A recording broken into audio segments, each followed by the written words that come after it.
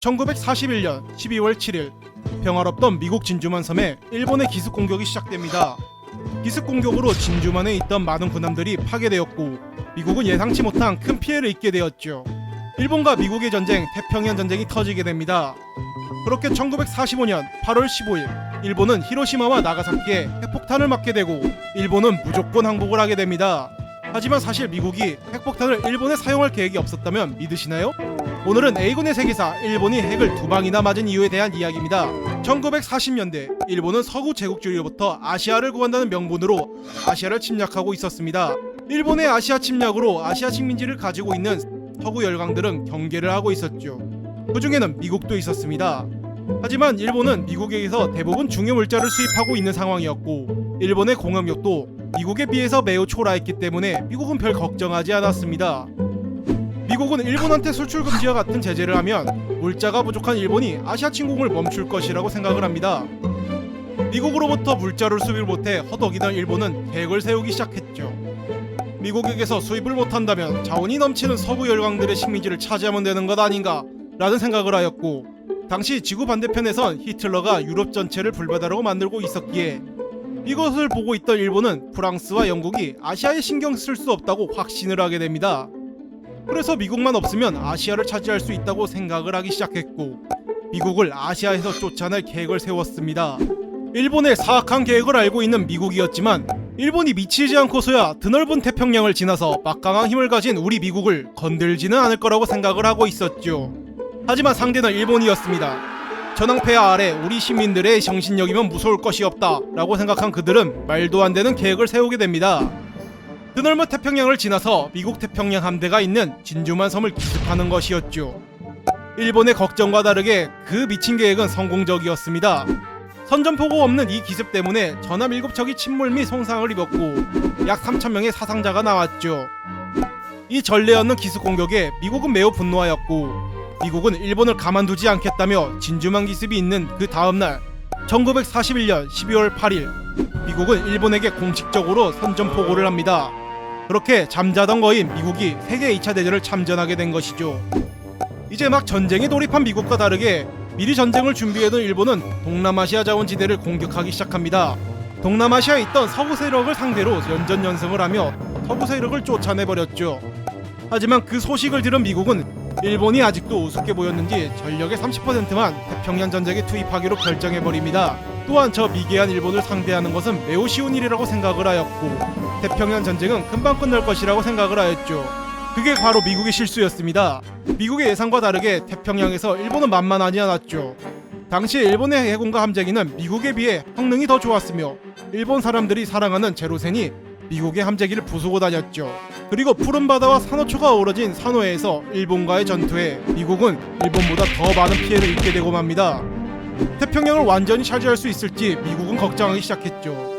그러다가 1942년 4월 2일 미드웨이 해전에서 결정적으로 미국이 일본 함대에게 괴멸적인 피해를 입히면서 태평양의 제휴권이 미국한테 넘어가게 됩니다. 태평양의 섬들을 탈환하면서 일본 본토에 점점 가까워지기 시작했죠. 일본 본토에 가까워지자 미국은 놀라운 광경을 보기 시작합니다. 전투에서 패배할 것 같으면 일본군은 무조건 돌격을 하여 미국한테 죽어나가는 것이었죠. 처음에는 당황을 하였지만 시간이 지나다 아무 효과도 없는 이 멍청한 짓을 계속하는 일본을 보고 미국은 이제 전쟁이 쉽게 끝날 것이라고 생각을 하였죠. 그렇게 승승장구를 하는 미국은 순조롭게 태평양 전쟁이 끝나는 줄 알았습니다. 하지만 그들을 기다리고 있던 화강암으로 이루어진 화산섬 이오지마 섬이었습니다. 이 이오지마 섬의 일본군은 지금까지와는 달랐습니다. 화강암으로 이루어진 섬 전체를 요새로 만들며 미국을 반기고 있었죠. 미국은 확륙을 위해 전함에서 밤낮 가릴 것 없이 며칠 동안 포격을 한 결과 미국 정예병들이 이오지마 섬에 투입할 수 있게 되었습니다. 하지만 섬에 들어가자마자 일본군의 총알이 빗발치며 거센 저항을 받았죠. 며칠 동안 한 폭격이 화강으로 이루어진 요새에게 피해를 주지 못했기 때문입니다. 거센 저항을 뚫고 겨우 상륙한 미국한테 문제가 또 생기고 맙니다. 화산 요새에서 미국을 전부 보고 있던 일본이 밤낮 가리지 않고 미국을 괴롭혔던 것이죠. 그렇게 처절한 싸움이 계속되고 미국은 겨우 이오지마 섬을 점령하게 됩니다. 이오지마 섬을 점령한 미국은 피해 상황을 확인하기 시작합니다. 피해 상황을 확인한 미국은 깜짝 놀라게 되죠. 전투에서 미국이 처음으로 일본보다 더 많은 사상자를 낸 것입니다. 만약 이런 식으로 태평양 섬들에서 싸웠다면 미국의 승리는 확신할 수 없다는 말이 나올 정도였죠. 이오지마에서 많은 사상자의 낙담을 하고 있을 때 더 충격적인 소식을 듣게 됩니다. 더 이상 미국에 대항할 힘이 없을 줄 알았던 일본으로부터 미국 항공모함 하나가 침몰당했다는 소식이었죠. 일본은 결사항전을 하자며 자살특공대를 모아 미국 함대를 향해 자살공격을 한 것이었습니다. 카미카즈라 불리는 자살공격은 사람이 조종하는 유도폭탄으로 미국의 함대에 큰 피해를 주게 됩니다. 미국은 심리적으로 큰 타격을 받게 되죠. 미국 수뇌부의 생각과 다르게 일본의 전쟁 의지가 전혀 손상을 입지 않았다는 것이었죠. 일본의 전쟁 의지를 꺾어야 한다고 생각한 미국, 이때 미국 수뇌부에 걱정을 없애줄 인물이 있었으니 독일을 불바다로 만들어버린 폭격 신봉주의자 커티스 르메이를 태평양 전선에 배치를 합니다. 커티스 르메이는 폭격이 이 전쟁을 빠르게 끝낼 것이라고 확신을 하였고 일본 본토 폭격을 계획하게 됩니다. 일본 본토 폭격을 시작하고 시간이 지났지만 생각보다 성과가 나오지 않자 르메이는 일본에 대한 조사를 지시하였죠. 그 결과 일본은 목재로 된 집을 짓고 옷장 안에 솜 이불과 옷들을 꽉 채우는 습관이 있으며 주교지역과 생산시설이 뭉쳐있다는 것을 알게 되었습니다. 화재가 매우 취약하다는 것을 알게 된 것이죠. 게다가 새로운 폭탄이 만들어졌다는 소식을 듣게 됩니다. 젤리 형태의 기름으로 한번 불이 붙으면 잘 꺼지지 않고 오래 타는 성질을 가진 네이팜 폭탄이었죠. 이 신상 폭탄을 본 르메이는 매우 기뻐하며 도쿄 대공습을 계획하기 시작합니다. 1945년 3월 10일 도쿄 하늘에 B-29가 나타납니다. B-29에서 떨어진 네이팜 폭탄이 터지자 도쿄 전체가 순식간에 불바다에 휩싸였습니다.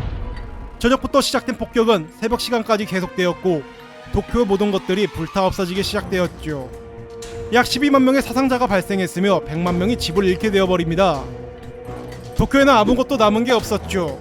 르메이와 미국은 폭격이 매우 성공적이었고 일본의 전쟁 의지는 꺾일 것이라고 생각을 했습니다. 폭격이 성공적으로 끝나자 미국은 일본의 상륙 계획을 세웁니다. 하지만 일본이 드디어 더 미친 소리를 하게 됩니다.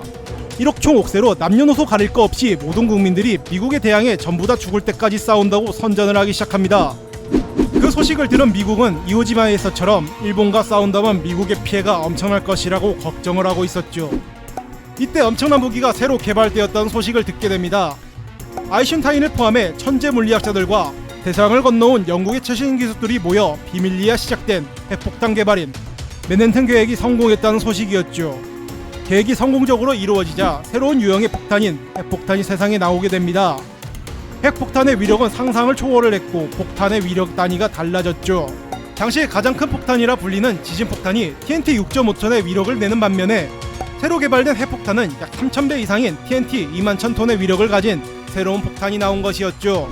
이 폭탄을 본 미국은 새로운 위력을 가진 폭탄에 매료돼 버립니다. 유럽에서의 전쟁마저 승리한 미국은 마지막으로 남은 일본에게 경고를 하게 됩니다. 일본이 무조건 항복을 하지 않는다면 즉각적이고 완전한 파멸에 직면하게 될 것이라고 경고를 하였죠. 일본은 가볍게 이것을 무시해버리고는 의지로 버틴다며 계속 항전하겠다고 선전을 했습니다. 그러자 미국은 더 이상 피해가 확산되는 걸 피하고자 상륙계획을 보류하고 원자폭탄을 사용하기로 결정합니다. 이미 핵폭탄 실험으로 파괴력을 충분히 확인하였지만 실제 위력이 어떤지에 대해서 미국은 궁금해하였죠. 그래서 원자폭탄의 실제 위력을 충분히 가져올 적절한 장소를 찾기 시작했습니다. 도쿄는 도시 자체가 폐허로 바뀌어버렸기 때문에 천황에 있는 교토와 군수물자를 생산하는 공업도시인 히로시마 중 어디에 원자폭탄을 쓸지 고민하던 중 전쟁 물자 생산과 많은 일본 군대가 주둔 중인 인구 약 35만에 달하는 대규모 공업도시인 히로시마에 원자폭탄 투하를 결정하게 됩니다. 1945년 8월 6일 리틀보이라고 불리우는 원자폭탄을 실은 B-29가 일본의 민주주의를 주입하기 위해 미국 공군기지에서 출발하게 됩니다. 히로시마 상공에 도착한 폭격기는 리틀보이를 떨구었고 시간이 지나자 엄청난 빛과 함께 거대한 버섯구름이 피어올랐습니다. 원자폭탄의 폭발로 35만 인구 중 약 7만 명이 바로 직사하였고 약 7만 명이 부상을 당하고 말았죠. 총 14만 명의 사상자가 발생했으며 대규모 공업도시인 히로시마에는 아무것도 남지 않게 됩니다. 의지로 버티면 된다며 일본은 이때까지도 항복을 선언하지 않았죠. 그러자 일본의 항복 의사가 없자 미국은 리틀보이보다 더 강력한 팬맨을 준비하게 됩니다. 그렇게 3일 뒤 일본의 항구 도시 나가사키에 두 번째 핵폭탄을 떨구게 되죠. 8월 9일 리틀보이보다 더 큰 팬맨이 나가사키 상공에서 투하됩니다. 히로시마보다 더 큰 버섯구름이 피어난 나가사키에도 남은 것이 없었죠. 이대로 가다가 일본 전역이 핵폭탄으로 사라지겠구나 한 일본은 8월 15일 결국 미국에게 무조건 항복을 하고 맙니다.